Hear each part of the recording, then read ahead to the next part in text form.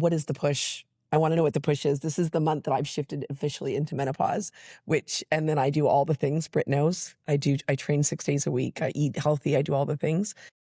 It still sits, right? I went for the DEXA scan. It's good to know that all the good numbers are there.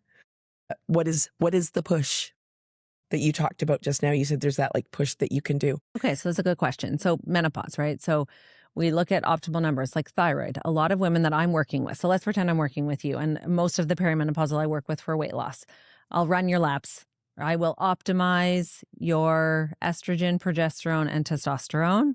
I will look at your insulin. If you are a candidate for berberine or a GLP-1, we'll talk about it. I put many women on GLP-1s just as the push. I have a weight loss program that I do with many women. That's also a push. We use a hormone. The hormone recalibrates your hormonal system. We change your diet. So there's that option. We will look at carbs. We will look at sugars. We will look at like the supplements that you're taking.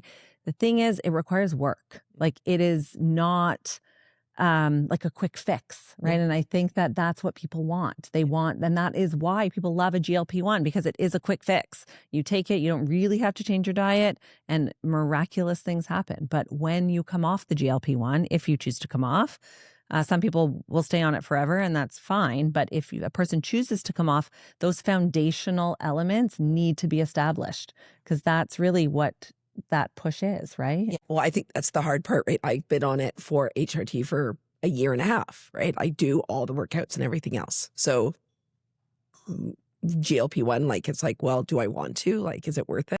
Yeah, then that's a question, like, and that's like, we can talk about, is it worth it? Because like, how many people have thought about a GLP-1 in here? Probably many. Yeah, of course, right? How can you not? That's the noise.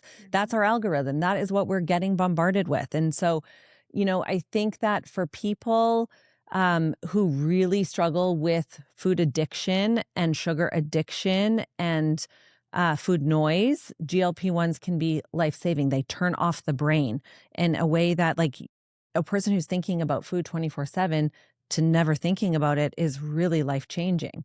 You lose a ton of weight, but you also can lose a lot of muscle mass. You can definitely lose bone density if you don't have that muscle mass. So it doesn't come without risk. What I pose to everyone, whether I write a prescription or not, is there's no drug on the planet that doesn't come without side effects and a pro and a con list. So if your pros outweigh the cons, then you go for it. But if you have so much muscle mass and you've worked really hard and you want to protect it and preserve it, then maybe it isn't the drug for you, right?